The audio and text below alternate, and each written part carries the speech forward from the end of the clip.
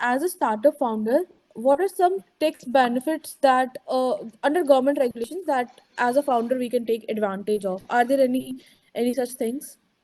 Yeah, firstly you have to register with the DIPP, with the Okay. innovative products. It's available only for the innovative product or services, or I say the technology. If you are registered with the DIPP, there's a two benefit you can avail. It's a first is the tax holiday for the 3 years, and the second is the some technical when the investor on board there is a valuation method, or there is a tax in the section 56 subsection 2.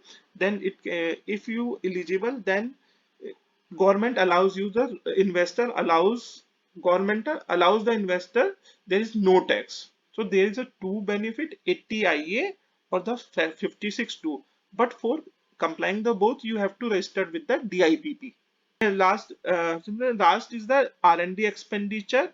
It's depend on the business to business.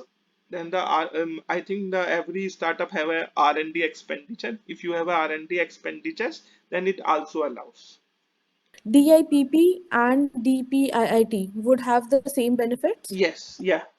They have the same benefits. Firstly, you have to register with them, and then you got the right to go further to claim the deductions as well.